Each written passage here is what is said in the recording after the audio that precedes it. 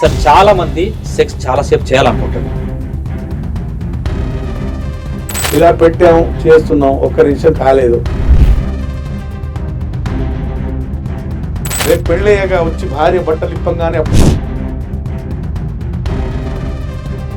యోనిలో అంగంలో దమ్ము లేకపోతే సార్ చాలా మంది సెక్స్ చాలాసేపు చేయాలనుకుంటాడు, కానీ తొందరగా అయిపోతుంది. అసలు ఈ సమస్య ఏంటి? ఈ సమస్య ఎందుకు వస్తుంది? ఈ సమస్యకు వైద్యం ఎలా ఉంటుంది సార్? ప్రేక్షకులకు మీకు చెప్పేది, ఈ సమస్య గురించి చాలామంది మా దగ్గరకు వచ్చి ఒక విషయం అడుగుతారు. సార్ నేను చాలాసేపు ఫోర్ ప్లే చేస్తానండి, ఓ 10-15 నిమిషాలు ఫోర్ ప్లే చేస్తాను. కొందరు చేయరు, కానీ మంచిది అలవాటు. అది ఫోర్ ప్లే చేసి నేను ఎంతసేపు ఫోర్ ప్లే చేశానో అంతసేపు సెక్స్ చేయాలని కూడా నాకు ఉద్దేశం ఉంటుంది, కోరిక కూడా ఉంటుంది, బలమైన కోరిక నాది. యోనిలో నా అంగం చాలాసేపు ఉండాలని తాపత్రయం, తపన. కానీ ఏ రోజు కూడా ఒక నిమిషం 2 నిమిషాల కన్నా ఎక్కువ ఉండలేకపోతున్నాను. ఎందుకు? ఏమవుతుంది అడిగితే వీర్యం తొందరగా వెళ్ళిపోతుందంటే చేయగలేసుకెళ్ళను. ఇక్కడ నేను కొంచెం మీకు వివరంగా చెప్తానంటే, ఒక్క మగాడి టైం ఎంత ఉండాలి? సెక్స్ చేసే time minimum 2 minutes to 5 minutes ఉండగలగాలి. యోనిలో అంతసేపు ఉన్నాడంటే తనకు normal sex time, sexual time ఉన్నట్టు. బిలో 2 minutes తను వెళ్ళిపోతున్నాడు అనుకోండి, వీర్యం వెళ్ళిపోతుంది అనుకో, తనకు సమస్య ఉన్నట్టే. కొంతమంది మహిళలకు ఒక సర్వే స్టడీ జరిగింది, మీరు ఎంతసేపులో భావిప్రాప్తి చెందుతారు అని వాళ్ళకి అడిగారు. అంటే వాళ్ళకు వీర్యం ఎంతసేపు వెళ్తుంది, వాళ్ళు భావిప్రాప్తి ఎంతసేపు వెళ్తారు, ఆర్గజం ఎంతసేపు కలుగుతుంది అనేది వాళ్ళకు భారతదేశంలో 2500 మంది మహిళల మీద జరిపిన ఒక స్టడీ ఉంది, ఒక సర్వే ఉంది. దాంట్లో చాలామంది ఏమన్నారంటే 20-25 నిమిషాలు పడుతుంది మాకు సుఖపడటానికి అన్నారు. మాకు మా వీర్యం బయటికి రావడానికి, మేము భావిప్రాప్తి పొందడానికి ఒక మగాడు మా ఎమ్మట 20 నిమిషాలు ఉండగలిగితే మాకు సెక్స్ సంభోగం అనేది సవ్యంగా జరిగినట్టు, అంటే పూర్తిగా జరిగినట్టు ఫీల్ అవుతాము. లేకుంటే వాళ్ళు రావటం, మా పార్ట్నర్స్ మా దగ్గర చాలామంది మగాళ్ళు స్త్రీలు చెప్పేది ఏంటంటే, 10 సార్లు వచ్చి మాతో కలిస్తే 2 సార్లు మేము సుఖపడతాం, 8 సార్లు వాళ్ళు సుఖపడతారు తప్ప మేము సాటిస్ఫై కాము సార్ అంటారు.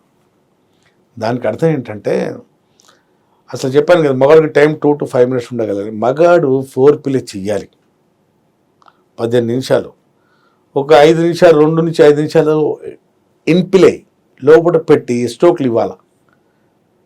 అప్పుడు ఆమె సుఖపడవచ్చు. అప్పటికీ పడకపోతే, మన వీర్యం తొందరగా వెళ్ళిపోతే, అలాగే మనం పైన పడుకొని మన ఈ భాగంతో పీబిక్ రీజన్ ఉంటుంది, ఆ భాగంతో క్లైటోరిస్ అనే దానికి ఒక చిన్న బటన్లా ఉంటుంది, దానికి రాపిడి చేస్తే వాళ్ళు కూడా సుఖపడతారు. దానికి అవుట్ ప్లే అంటారు. సెక్స్కి 3 భాగాల్లో పనిచేయాలి. ఫస్ట్ ఫోర్ ప్లే, దాని తర్వాత ఇన్ ప్లే, దాని తర్వాత అవుట్ ప్లే. ఈ 3 భాగాల్లో తన పార్ట్నర్ సుఖపడుతుందా లేదా అనే ఉద్దేశంతో సెక్స్కి వెళ్తే ఇద్దరు సవ్యంగా సెక్స్ చేసుకుంటారు, శృంగారం చేసుకుంటారు. లేదంటే అక్కడ అసమ్మతి మొదలవుతుంది. అంటే అసంతృప్తి. అసమ్మతి అంటే అసంతృప్తి. ఇక్కడ అసంతృప్తి అంటే భార్య తృప్తి ఎప్పుడు చెందదు, అక్కడ గొడవలు మొదలవుతాయి, మనస్పర్ధలు మొదలవుతాయి, అన్యోన్యత తగ్గుతుంది. సెక్స్ అనేది భార్యాభర్తల మధ్య మంచి అన్యోన్యత, మంచి ప్రేమ, బాండింగ్ ఉండాలంటే సెక్స్ బాగా జరగాలి. ఇది జరగకపోతే మనస్పర్ధలు, గొడవలు మొదలవుతాయి. నేను ప్రతి మొగాడికి ఏం చెప్తాను తెలుసా, ఇది అంగము, నీ జీవితం అంతా దీని చుట్టే తిరుగుతుంది. ఇది ఆరోగ్యంగా ఉంటేనే నీ జీవితం ఆరోగ్యంగా ఉన్నట్టే. నీ సెక్స్, నీ సంసారం, నీ సంభోగం, నీ సంతానం, నీ సుఖం మొత్తం దీంతో ముడిపడి ఉంటాయి. ఇది నీ దగ్గర లేదనుకో, అంగంలో దమ్ము లేకపోతే నీ జీవితంలో 10 కోట్లు ఉన్నది వేస్ట్. దేవుడిచ్చిన వరం అంగస్తంభన అనేది, దానికి చేతులారా హస్తప్రయోగం చేసుకొని ఆ బలానికి, ఆ టైమింగ్కు పాడు చేసుకోకూడదు అంటారు. ఇప్పుడు అడిగారు కదా టైం ఎందుకు తగ్గుతుందని అక్కడికి వస్తున్నాను నేను. అతిగా హస్తప్రయోగం చేసే వాళ్ళలో ఇది నేను చూస్తున్నాను చూడండి. ఎందుకు చూస్తున్నానంటే దీనివల్ల ఏం నష్టం, ఇలా చేస్తున్నాను కదండి, కొందరు ఇలా చేసుకుంటే ఈ ముందు భాగానికి వదిలిపెడతారు. ఈ ముందు భాగం, ఈ బుల్లెట్ ఉంది కదా, దీన్ని గ్లాన్స్ అంటారు. ఈ నరాలన్నీ వచ్చి, మన బాడీ నుంచి నరాలన్నీ వచ్చి అంగం చివరి ఇక్కడ ఎండ్ అయిపోతాయి. ఇక్కడ కెమికల్ మనం ఇలా ఇలా హస్తప్రయోగం చేయటం కెమికల్ కూడుకుంటుంది, సబ్స్టెన్స్ పి అంటారు దానికి. ఆ సబ్స్టెన్స్ పి కూడుకొని ఇక్కడ ఏమవుతుంది, కూడుకోగానే ఇలా చేయతంగానే కరెక్ట్ షాట్ కొట్టినట్టు ఉంటుంది. ఇప్పుడు మనకు పత్తి కడుపులో లేకుంటే ఇక్కడ యాక్సిలాలో ముట్టుకుంటే గిలిగింతలు అవుతాయి కదా, చకిలీలు అవుతాయి కదా. అది ఎందుకు అవుతుంది, అక్కడ సబ్స్టెన్స్ పి అనే కెమికల్ కూడుకుంది కాబట్టి వేరే వాళ్ళు ముట్టుకుంటే మనకు గిలిగిలితం అవుతాయి. మనం హస్తప్రయోగం బాగా చేసుకునే వాళ్ళకి ఇక్కడ అదే కెమికల్ కూడుకుంటుంది. ఆడదాని యోని తగిలినా ఆమె చేయి తగిలినా వీరంతా అనుకుంటూ బయటకు వచ్చేస్తుంది. దానికే సెన్సిటివ్ పెన్నిస్ అంటారు. ఈ సమస్య ఉన్నోడికి యోనిలో అంగం పెడుతుండగానే లేదా ఆమె తొడలు తగలగానే ఆమె యోని తగలగానే లేదా లోపల కొంచెం సెట్ చేయకుండా వెచ్చదనానికి తట్టుకోదు. ఇది ఇక్కడ ఉన్న సెన్సేషన్ బాగా అతిగా పెరిగిపోయింది కదా, తట్టుకోకపోవటం వల్ల వీర్యం చన్ చన్ చన్ బయటకు వచ్చేస్తుంది. సెన్సిటివ్ పెన్నిస్ ఉన్నట్టు ఆడికి సెన్సిటివ్ పెన్నిస్ అనే సమస్య అతిగా హస్తప్రయోగం చేసే వాళ్ళలో ఉంటుంది. మన పార్ట్నర్ చేయి తగిలినా తొడలు తగిలినా యోని తగిలినా ఆమె యోని వెచ్చదనం తగిలినా వీర్యం తన్నుకుంటూ బయటకు రావడం జరుగుతుంది. మన సెక్స్లో రాణించలేము ఆ సమస్య ఉన్నంతవరకు.